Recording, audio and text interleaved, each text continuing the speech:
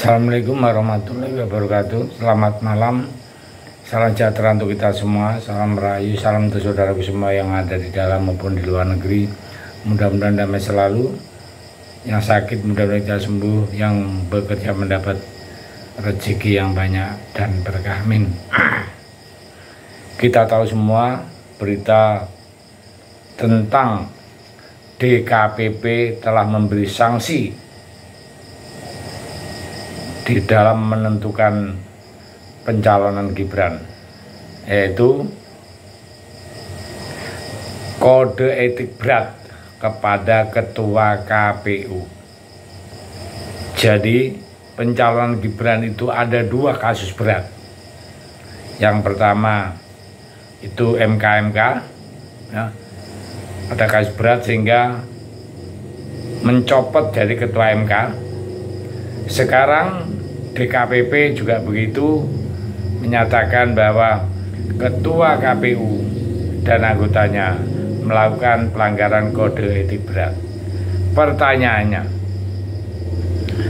ada dua objek, yang satu ketua KPU, yang satu Gibran.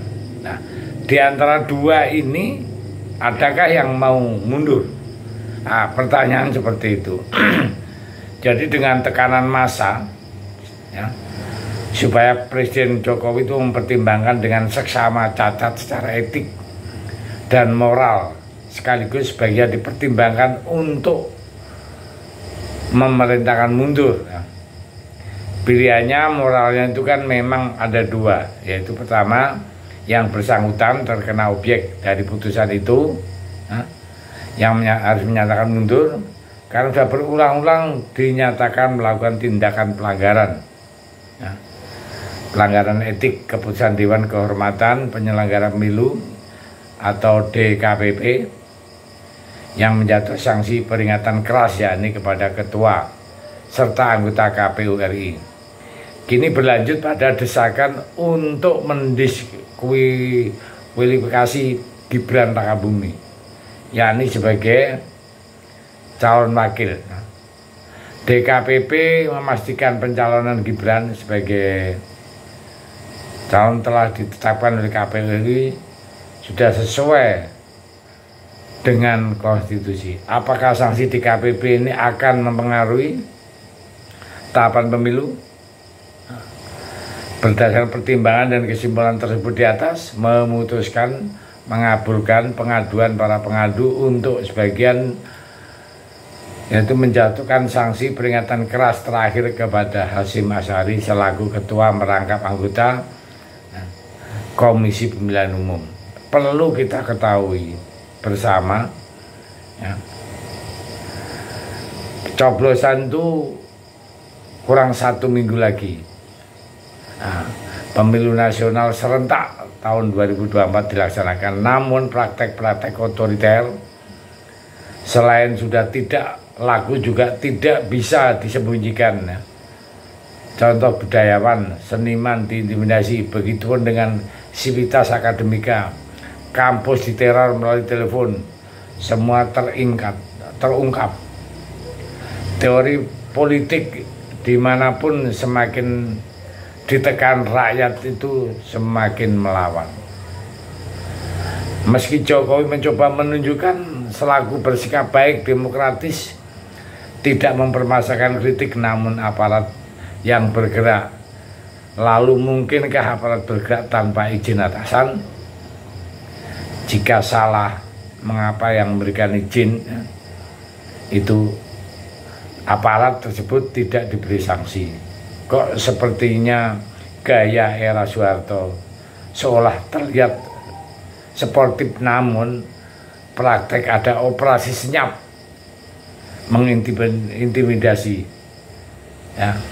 Jadi di sini sudah kelihatan jelas jika ini atas nama institusi, kampus, para dosen, rektor dan guru besar itu dituduh sebagai simpatisan, tentu sangat melukai bahkan menghina lembaga perguruan tinggi. Mereka itu bergerak semata-mata tanggung jawab moral, bahkan salah satu BEM Ada yang menyuarakan akan adanya konsolidasi gerakan serentak reformasi jilid 2. Hal ini juga disinggung oleh Ahok di salah satu program podcast. Mungkin reformasi kedua yang masih kita selesaikan, karena waktu reformasi pertama itu aku masih takut ya, karena kena sakit. Jadi gerakan hari demi hari terus menyuarakan ketidaknetralan. Pergerakan-pergerakan Pak Lurah juga makin menggila ya. Kaum cendekiawan yang diam juga mulai bersuara. Ini berarti sudah tidak benar dengan arah jadi pemerintah ini. Mereka kini tengah berkuasa, termasuk Presiden Jokowi, maka apalagi dikatakan berjalannya miring-miring, menurut saya itu fair-fair saja, karena kampus itu tidak mewakili salah satu kontestan. Kampus itu, universitas, sivitas akademika itu adalah memikirkan negara ini. Nah, mau dibawa kemana sehingga dia mengeluarkan apa yang harus dikeluarkan demi NKRI ini. Maka dari itu, dari pihak-pihak yang dikritik malah mengira bahwa ini adalah titipan atau simpatisan, justru disitulah blundernya. Kalau cepat ditanggapi atau dipanggil atau gimana, kemungkinan tidak semasif seperti ini.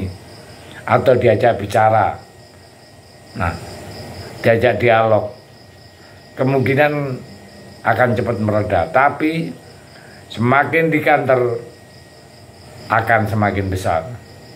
Bisa-bisa nanti semua sivitas akademika dari dosen sama mahasiswa bergerak turun jalan semua. Akan terulang situasi 98 kalau ini diterus-teruskan. Ada salah satu budayawan mengatakan kalau ini diteruskan Jokowi akan runtuh. Kalau tidak ada antisipasi, terus pihak istana juga tidak merespon sama sekali guru-guru besar, otomatis hal ini adalah pelecehan terhadap guru-guru besar di universitas-universitas. Jadi tiap hari itu bertambah terus. Nah, dan kita berdoalah mudah-mudahan tidak terjadi masalah dengan negara ini ya. Saya pikir itu. Terima kasih. Merdeka.